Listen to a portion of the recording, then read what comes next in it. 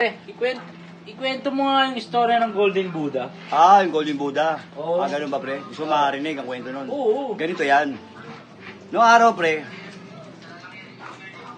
5 kami dyan, pre, naging treasure hunter ng Golden Buddha. 5 kayo, 5? Oo. Kasi yung pinaparap sa amin ng boss namin. Kung sino daw makakuha niyan, babayaran ng boss namin ng 50 million. Malaking halaga yun ah. Oo, yung Golden Buddha ngayon. Ito ngayon. Pero matagal na panahon na yun. Mga 1995. Ito na. Pero pinadala pa rin kami doon, 5 kami.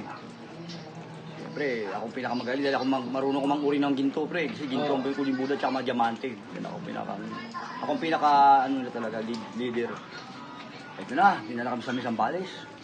Sa Mount Anawangan ba kung tawagin, pre. Doon na kami sa bundok. Yung isang kasama namin, masipang hukay. Hukay siya ng hukay.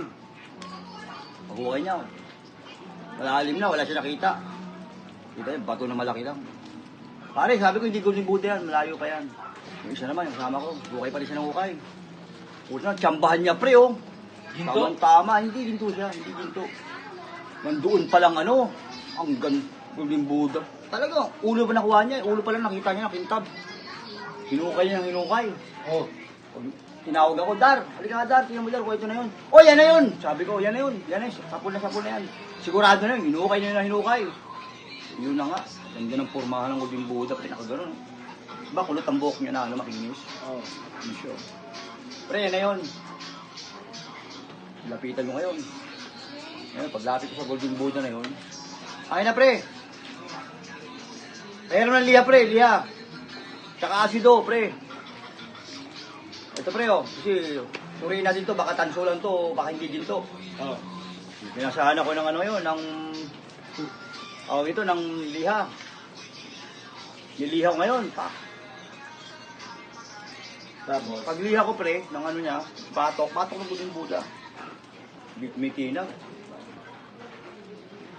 Kung may konti, habang hihiliha ko, palakpakan ako sana kami, puta, laking pera. Pre, huwag mo na ulihan, pre. Huwag mo na ulihan yan, pera na yan. Sabi, pera na yan. Bakit pera mo na ulihan? Hindi. Purihin ko lang kung talagang purong ginto.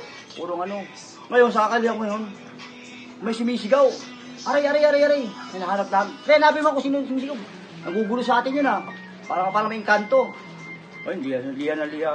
Hindi ako pa rin yan. Hindi ako nang liha. Utang ina, pre. Kakalihan ko. Dumugo!